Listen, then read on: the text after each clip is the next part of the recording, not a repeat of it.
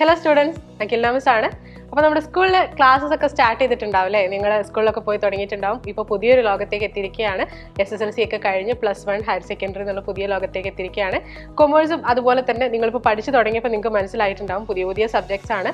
10ാം class വരെ പഠിച്ചതുമായിട്ട് connection ഒന്നും ഇല്ലാത്ത കുറേ കാര്യങ്ങളാണ് നമ്മൾ +1 പഠിക്കുന്നത്. അപ്പോൾ ഓരോ സബ്ജക്റ്റിൻ്റെയും ഫസ്റ്റ് ചാപ്റ്റേഴ്സ് ഒക്കെ നിങ്ങൾ പഠിച്ചു തുടങ്ങിയിട്ടുണ്ടാവും.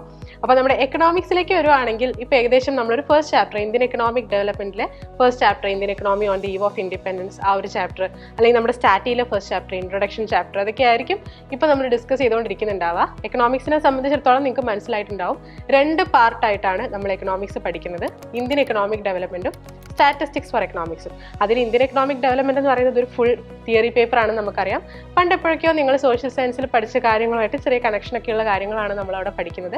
പിന്നെ സ്റ്റാറ്റിസ്റ്റിക്സ് ആണെങ്കിൽ നിങ്ങൾ പഠിച്ച മാത്സുമായിട്ട് ബന്ധപ്പെട്ട കുറച്ച് കാര്യങ്ങളൊക്കെയാണ് അവിടെ നമ്മൾ പഠിക്കുന്നത്. എന്തായാലും അടിപൊളിയായിട്ട് ക്ലാസ്സസ് ഒക്കെ മുന്നോട്ട് പോകുന്നുണ്ടാവും. അപ്പോൾ എന്തായാലും കൊമേഴ്സ് എന്ന് പറയുന്നത് ഒരു പുതിയ ലോകമാണ്, പുതിയ കാര്യങ്ങളാണ് നമ്മൾ പഠിക്കുന്നത്.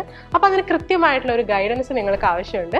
അതാണ് നമ്മുടെ യുവ ബാച്ചിൽ നമ്മൾ പ്രൊവൈഡ് ചെയ്യുന്നത്. അപ്പോൾ നമ്മുടെ യുവ ബാച്ചിൽ അടിപൊളിയായിട്ട് ക്ലാസ്സസ് മുന്നോട്ട് പോയിക്കൊണ്ടിരിക്കുകയാണ്. ഓൾറെഡി നമ്മൾ ക്ലാസ്സസ് ആരംഭിച്ചു കഴിഞ്ഞു.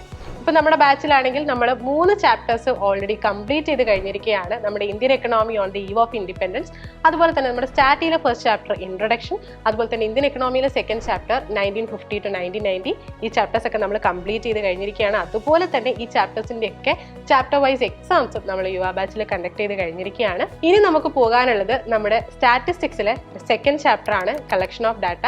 നമുക്കറിയാം നമ്മുടെ ഇൻട്രൊഡക്ഷൻ ചാപ്റ്ററിൽ നമ്മൾ പറയുന്നുണ്ട് എന്തിനാണ് സ്റ്റാറ്റിസ്റ്റിക്സ് എന്നുള്ളത്. അപ്പോൾ സ്റ്റാറ്റിസ്റ്റിക്സിൽ ഇനി അങ്ങോട്ട് നമുക്ക് പഠിക്കാനുള്ള ഓരോ ചാപ്റ്റേഴ്സും അങ്ങോട്ടും ഇങ്ങോട്ടും കണക്റ്റഡ് ആണ്, ഒന്നൊന്നിൻ്റെ കണ്ടിന്യൂഷൻ ആണ്. അപ്പോൾ ഉറപ്പായിട്ടും നമ്മൾ സെക്കൻഡ് ചാപ്റ്ററിൽ പഠിക്കാൻ പോകുന്നത് എങ്ങനെയാണ് നമ്മൾ ഈ സ്റ്റാറ്റിസ്റ്റിക്കൽ ഡാറ്റ കളക്ട് ചെയ്യാൻ പോകുന്നത്, അതിന് നമുക്ക് എന്തൊക്കെ ചെയ്യാൻ പറ്റും, ഏതൊക്കെ മെത്തേഡ്സിലൂടെയാണ് നമ്മൾ കളക്ട് ചെയ്യാൻ പോകുന്നത്, അങ്ങനെയൊക്കെയുള്ള കാര്യങ്ങളാണ് നമ്മൾ ഈ ഒരു ചാപ്റ്ററിൽ ഇനി പഠിക്കാൻ പോകുന്നത്. ഇപ്പം നമ്മൾ ജൂലൈ മാസം തുടങ്ങാൻ വേണ്ടി പോവാണ്. ജൂലൈയിലേക്ക് നമ്മുടെ സ്റ്റഡി പ്ലാൻ എന്ന് പറയുന്നത്, യുവ ബാച്ചിന്റെ പ്ലാൻ എന്ന് പറയുന്നത് നമ്മൾ കളക്ഷൻ ഓഫ് ഡാറ്റ എന്നുള്ള ചാപ്റ്റർ കംപ്ലീറ്റ് ചെയ്യുക എന്നുള്ളതാണ്. അപ്പോൾ ഈ ഒരു മാസം കൊണ്ട് നമ്മൾ ഈ ചാപ്റ്റർ കംപ്ലീറ്റ് ചെയ്യും. ഈ ചാപ്റ്ററിന്റെ പ്രത്യേകത എന്ന് പറയുന്നത് കുറച്ച് ലെങ്തി ആയിട്ടുള്ള ഒരു ചാപ്റ്റർ ആണ്. കുറച്ച് 7 മാർക്കിന് 6 മാർക്കിനൊക്കെ ക്വസ്റ്റ്യൻസ് വരുന്ന ഒരു ചാപ്റ്ററാണ്. സ്ഥിരമായിട്ട് 5 മാർക്കിന് ഒരു ക്വസ്റ്റ്യൻ വരാൻ പോകുന്നതും ഈ ഒരു ചാപ്റ്ററിനാണ്. അപ്പോൾ അങ്ങനെ ഒരുപാട് പ്രത്യേകതകളുള്ള ഒരു ഇമ്പോർട്ടൻ്റ് ആയിട്ടുള്ള ചാപ്റ്ററാണ്. അപ്പോൾ ഈ ഒരു ചാപ്റ്റർ നമ്മൾ ഫിനിഷ് ചെയ്യുക എന്നുള്ളതാണ് ജൂലൈയിലെ നമ്മുടെ ടാസ്ക്. അപ്പോൾ ജൂലൈയോടെ നമ്മൾ ഈ ഒരു ചാപ്റ്റർ ഫിനിഷ് ചെയ്യും. പിന്നെ നമുക്കറിയാം ഇനി നിങ്ങൾക്ക് വരാൻ പോകുന്ന ഒരു പരീക്ഷ എന്ന് പറയുന്നത് ഓണപ്പരീക്ഷയാണ്.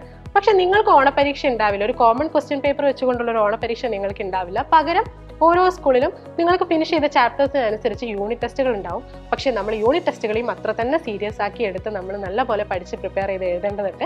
അതിന് വേണ്ടിയിട്ടും നിങ്ങൾ കൂടെ തന്നെ നമ്മുടെ സൈലം ഉണ്ടായിരിക്കും. അതായത് നമ്മുടെ ഈ ചാപ്റ്ററുകളുടെയൊക്കെ റിവിഷൻ ക്ലാസ്സുകളാണ് ഇനി അടുത്ത നമ്മുടെ പ്ലാൻ. അപ്പോൾ ഓരോ ചാപ്റ്ററും പഠിച്ചു കഴിഞ്ഞതിന് ശേഷം നമ്മൾ ഇനി റിവിഷനാണ് ചെയ്യാൻ പോകുന്നത്. നമുക്കറിയാം പഠിച്ചു കഴിഞ്ഞാൽ നമ്മളത് മറന്നുപോകും. അപ്പോൾ നമ്മൾ വീണ്ടും വീണ്ടും അത് പഠിക്കും. അങ്ങനെ റിവിഷനിലൂടെ നമ്മൾ ഈ ഓരോ ചാപ്റ്ററും പഠിച്ച് സെറ്റാക്കും. അതിനുശേഷമായിരിക്കും നിങ്ങളുടെ യൂണിറ്റ് ടെസ്റ്റിന് നിങ്ങൾ അപ്പിയർ ചെയ്യാൻ വേണ്ടി പോകുന്നത്. അപ്പോൾ ഇപ്പോൾ തന്നെ നിങ്ങൾക്ക് മനസ്സിലായിട്ടുണ്ടാവും സൈലം എപ്പോഴും ഒരു വ്യക്തമായ പ്ലാനോട് കൂടിയാണ് ക്ലാസ്സസ് സ്റ്റാർട്ട് ചെയ്യാറുള്ളത്. അപ്പോൾ എല്ലാവരും ചോദിക്കുന്ന ഒരു കാര്യമാണ്, ഇനി യൂട്യൂബിൽ ഫ്രീ ക്ലാസ്സസ് ഉണ്ടാവില്ലേ എന്നുള്ളത്. ഉണ്ടാവും, ഉറപ്പായിട്ടും. നമ്മൾ ഓരോ ചാപ്റ്ററിൻ്റെയും ടോപ്പിക് വൈസ് ആയിട്ടും ഓരോ ചാപ്റ്ററിൻ്റെയും അതുപോലെ തന്നെ വൺ ഷോട്ട് റിവിഷനുകളായിട്ടും നമ്മുടെ യൂട്യൂബിൽ ഇനി ക്ലാസ്സസ് ഉണ്ടായിരിക്കും. അതിൻ്റെ കൂടെ തന്നെ പ്രീവിയസ് ഇയർ ക്വസ്റ്റ്യൻ ഡിസ്കഷൻസും ഓരോ ചാപ്റ്ററിൻ്റെയും ക്വസ്റ്റ്യൻ ഡിസ്കഷനായിട്ടും നമ്മളിനി പോകുന്നുണ്ടാവും. പക്ഷേ എപ്പോഴും ഡീറ്റെയിൽ ആയിട്ടുള്ള സ്ട്രക്ചേർഡ് ആയിട്ടുള്ള അതുപോലെ തന്നെ ചാപ്റ്റർ വൈസ് എക്സാംസ് ഒക്കെ നമ്മൾ കണ്ടക്ട് ചെയ്യുന്നത് നമ്മുടെ യുവ ബാച്ചിൽ തന്നെ ആയിരിക്കും. അപ്പോൾ ഇനിയും അഡ്മിഷൻ കിട്ടാത്തവരും അല്ലെങ്കിൽ ലേറ്റ് ആയിട്ട് അഡ്മിഷൻ എടുത്ത മക്കളൊക്കെ ഉണ്ടാവും. അപ്പോൾ ആരും ടെൻഷൻ അടിക്കേണ്ട. അതിന് വേണ്ടിയിട്ടാണ് നമ്മുടെ യുവ ബാച്ചിൽ നമ്മൾ റിവിഷൻ പ്രൊവൈഡ് ചെയ്യുന്നത്. അപ്പോൾ നമുക്ക് ആദ്യം മുതൽ പഠിക്കുന്നത് പോലെ തന്നെ പഠിച്ചു തുടങ്ങാം. ഇനിയും ആരെങ്കിലും നമ്മുടെ യുവ ബാച്ചിൽ ജോയിൻ ചെയ്യാനായിട്ട് ബാക്കി ഉണ്ടെന്നുണ്ടെങ്കിൽ പെട്ടെന്ന് തന്നെ നമ്മുടെ യുവ ബാച്ചിൽ ജോയിൻ ചെയ്യുക. അതിനുവേണ്ട ഡീറ്റെയിൽസ് ഒക്കെ നമ്മൾ താഴെ കൊടുക്കുന്നുണ്ട്. അപ്പോൾ കൊമേഴ്സിൽ നമുക്ക് ഫുൾ മാർക്കും നേടാം സൈലത്തോടൊപ്പം.